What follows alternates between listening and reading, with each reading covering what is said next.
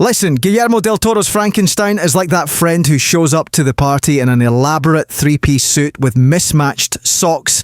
Technically impressive, but weirdly uncomfortable to watch, and yet you can't look away.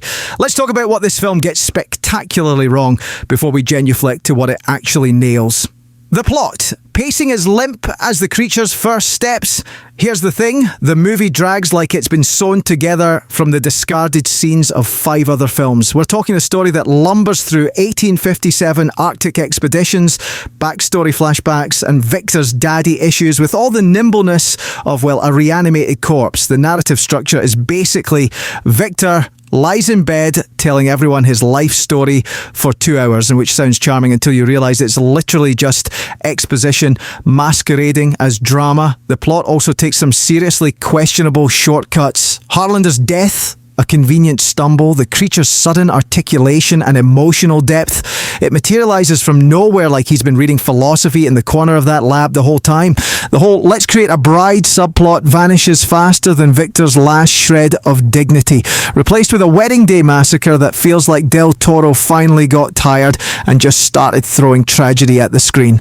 The storyline. Repetition is a plot device, right? The emotional beats hit the same note so many times you'll wonder if the script was written by someone who only learned one chord. Victor rejects the creature feels sad, Victor feels bad about it, but not enough to actually do anything. Repeat until credits. It's like watching someone learn a terrible joke and then tell it to everyone at the party. Slightly different each time, convinced it'll land better the next time. Also, let's address the elephant, or rather the stitched together monstrosity in the room. Why is the creature so articulate suddenly? 1 minute he's going, Victor, Victor, like a confused toddler, and the next he's having existential conversations about humanity and belonging. The character development is there, sure, but it's rushed through like Del Toro suddenly remembered he had a runtime limit. The acting. Oscar Isaac's scenery is getting tired. Oscar Isaac is doing a lot in this film, mostly to the furniture around him. He's acting like someone playing the villain in a dinner theatre production. Lots of dramatic hand gestures, meaningful stares at objects, and the occasional monologue where you sense he's internally asking, is this too much?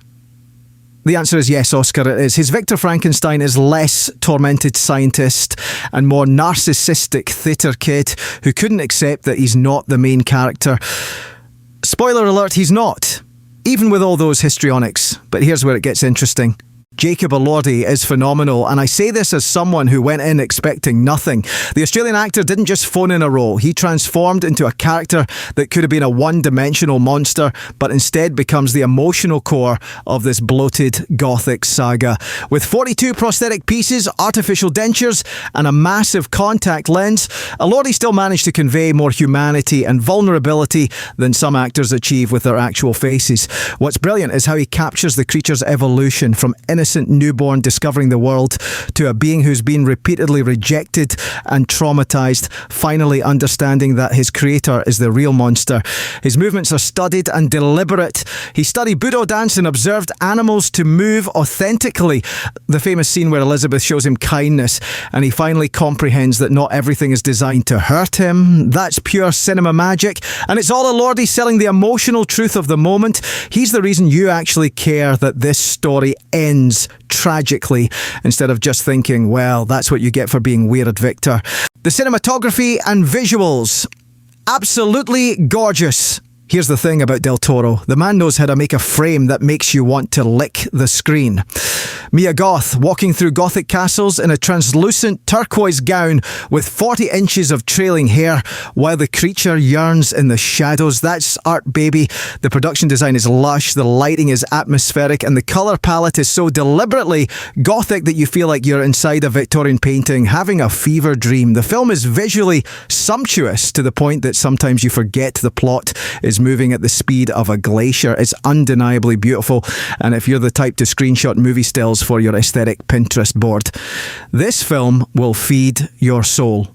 The verdict: stream it or skip it.